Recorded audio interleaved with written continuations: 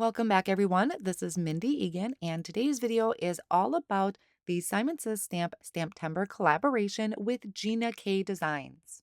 Gina always puts out amazing designs with her STAMPtember collaboration set, and this one is no different. So I decided to keep this a very clean and simple card and focus on the design. Here's a look at that 6x8 stamp set called Sparkling Season. We have these gorgeous ornaments on here, that large snowflake, and some beautiful sentiments for your Christmas cards. I'm going to start my clean and simple card by ink blending a background. So here I'm using three different colors of pink from Simon Says Stamp. This is Rose, Peony, and Carnation. So I'm going to have an ombre effect going down my card. This is one of my go-to techniques. I start with the bottom corner there and I'm blending with the lightest color, Carnation. I'm using a flat blending brush to achieve those soft results and kind of going so it fades off into the white of the cardstock in the opposite corner. Now this actually is going to be the top of the card. So I flipped my cardstock and I'm bringing in the stamp set and looking at how much further I need to go down with my ink. I plan on using those ornaments.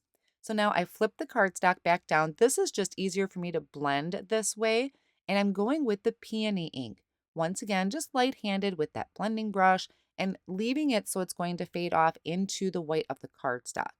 Now I'm bringing in Rose, which is the darkest color, and just adding it up in that top corner.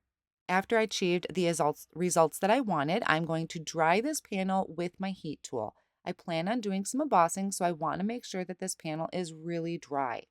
Now I brought this into my Misty tool and I used the Misty corner to kind of pop this up a little bit because some of it may hang off at the edge.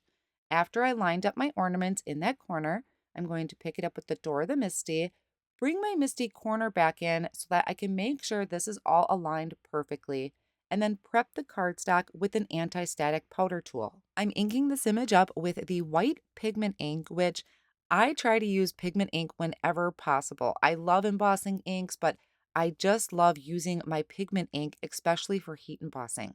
Now, after I stamped it, this looked really cool. It's got that kind of faint pink in the back, so you could sprinkle on clear embossing powder and trap that. But I did just go for the silver. That was my original idea.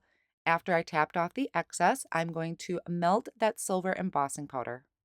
I'm going to trim this panel down and I'm using my Hero Arts rectangle infinity dies so I can pick and choose where on that card front I want to die cut out.